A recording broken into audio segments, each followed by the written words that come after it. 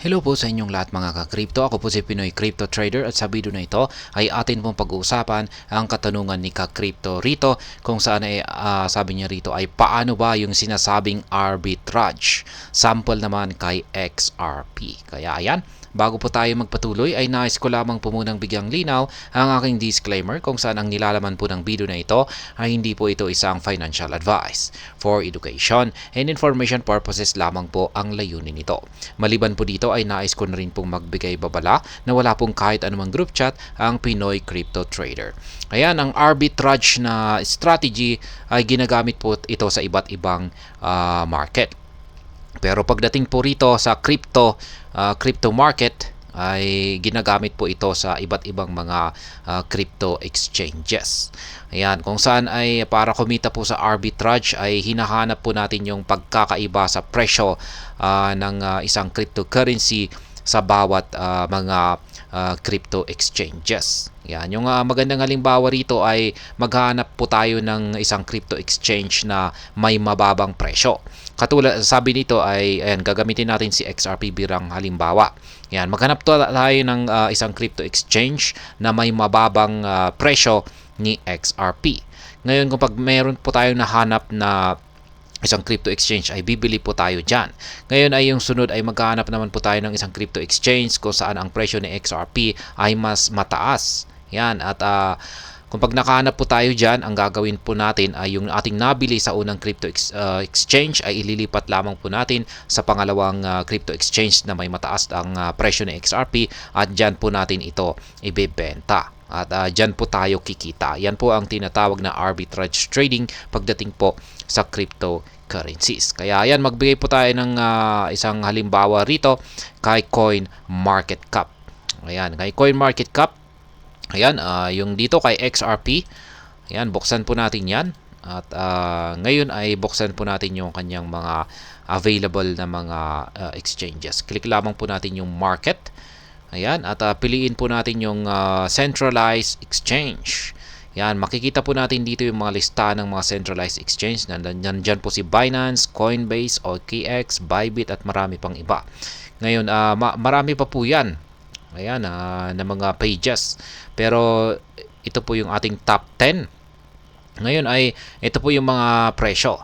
Ayan, hahanapin po natin dito yung may pinakamababang presyo ni XRP. Ayan, ito pong dito po kay Binance ay 0.4368 ang presyo ng XRP USDT. Yan, provided po na yung trading pair po na ginagamit natin ay XRP USDT po yan. Siyempre pwede na rin natin gamitin yan sa ibang trading pair. Ayan, 4368. Ayan, hanap pa tayo ng isang mas mababa. Ayan, ito po pero KRW po yan, hindi po siya USDT.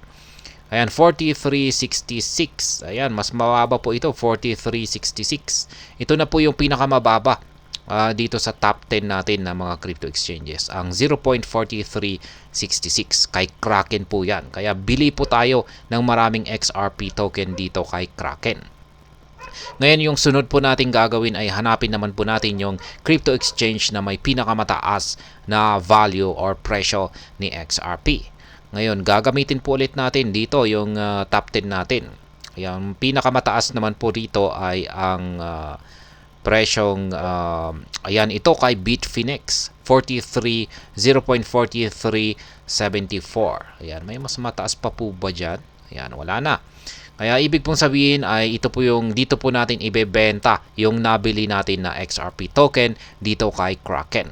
Kaya ang gagawin po natin dito ay i-withdraw po natin yung nabili natin na XRP token dito kay Kraken sa presyong 0.4366 at ito ay itatransfer natin kay Bitfinex. Ngayon kung pag na-transfer na po kay Bitfinex ay ibebenta po natin yung nabili natin na XRP dito kay Kraken sa nasa halagang 4366, bebenta po natin sa presyong 0.4374. Kaya yan, may kita po tayo. Yan, yun nga lang at maliit kasi halos magkadikit na rin po yung presyo ni XRP dito kay Kraken at saka kay Bitfinex. Kaya yan po yung ginagawa nila, yung mga arbitrage traders. Mas maganda po talaga kung pag makahanap ka ng may mababang presyo tapos mataas na presyo sa ibang mga exchanges. Kaya yan po yung ginagawa ng mga arbitrage trader. Naghahanap po sila ng mga exchanges na may mababang presyo na isang crypto exchange, na isang cryptocurrency asset. Tapos dyan po nila binibili. Tapos maghahanap po sila ng isang crypto exchange na may mataas ang value nito. Tapos dyan po nila ito ibinebenta. Ayun, check po natin yung kanyang second page. Ayan, meron naman pong mas mataas pa rito. Itong si MEXC. Ayan, 0.4373. Mas mataas po siya. At saka meron pang iba rito. Ayan, hanapin na rin natin yung mababa. Ayan, marami po tayong mga crypto exchanges dito. Ayan. Pero sample lamang po itong si XRP. Marami pa po tayong available dito na mga cryptocurrency asset. Yan na mapagpipilian. Kaya yan po yung ginagawa ng mga arbitrage trader. Maging itong si Bitcoin, pwede na rin. Yan, parang mas okay pa yung ata itong si Bitcoin. Yan, check natin yung kanyang market. Tapos lagay po natin sa centralized exchange. Ayan, yung pinakamababang presyo ay yan, check na natin.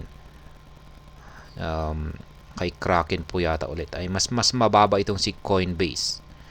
57,720. Ayan, may mas mababa pa kaya rito. 5720. Ayan, wala na. Ayan, kay Coinbase. Pwede po tayong bumili kay Coinbase ng Bitcoin sa halagang sa presyong 57,720.92. Tapos yung may pinakamataas naman na presyo na exchange dito, ayan, hindi po kasali si Upbit kasi KRW po yung kanyang pair. Yung nakikita po rito ay itong si Bitfinex. Yan, $57,833 yung kanyang presyo rito. Kaya yan, bibilin po natin sa 57,720.92 yung Bitcoin natin kay Coinbase. Tapos i-transfer po natin dito kay Bitfinex. Tapos benta po natin sa 57,833. Kaya kumita po tayo kasi mas mataas ang presyo dito kay Bitfinex. Pagkatapos niyan ay kung pag nabenta po tayo, kumita po tayo ng US dollar. Ayan, ang gagawin lamang po natin ay ibalik po natin ulit dito kay Coinbase yung USDT natin. Tapos bili po tayo ulit. Ayan, kung pag hindi pa nagbabago yung presyo dito kay Coinbase ay bili po tayo ulit. Tapos yan, paikutin lamang po natin. Paikutin po natin ng paikutin yan hanggang sa magkaroon na po ng napakalapit na presyo ang dalawang exchange na ito. At kung pag malapit na po yung kanilang presyo, ay hanap po tayo ulit ng ibang mga exchanges na may malaking difference sa kanilang presyo. Kaya ganyan lamang po kasimple yung arbitrage trading strategy dito para kay ka-crypto. Pero kaso yung problema po rito ay dapat po na alamin natin yung mga fee. Yan, dapat yung mga fees. Kasi kung may mga exchanges na kung pag magwi-withdraw ka, ang lalaki ng kanilang transaction fee. Kaya yan na rin po yung risk dyan. Kaya calculate po natin yan. Kung yung kikitain natin ay i-minus po natin yung mga transaction fee kung meron nga ba talagang lalabas na kita. Pero at hindi tayo malulugi. Kaya, ayan. Ganyan lamang po yung kasimple yung arbitrage trading na ito para kay ka-crypto natin dito. At hanggang dito na lamang po tayo sa video na ito. Sana po ay inyong nagustuhan ang aking paliwanag dito. Kung inyo po itong nagustuhan, pakiclick lamang po ang like button nito. Para naman po sa mga bago lamang dito, kayo po ay aking inaanyayahan para mag-subscribe. Pakiclick na rin po ang bell icon nito dahil ito po ang siya magsisilbing notification nito sa mga bago kong videos na akin pong ina-upload sa aking YouTube channel na ito. Marami pong salamat sa panonood. Ingat po tayo lagi at God bless po sa ating lahat.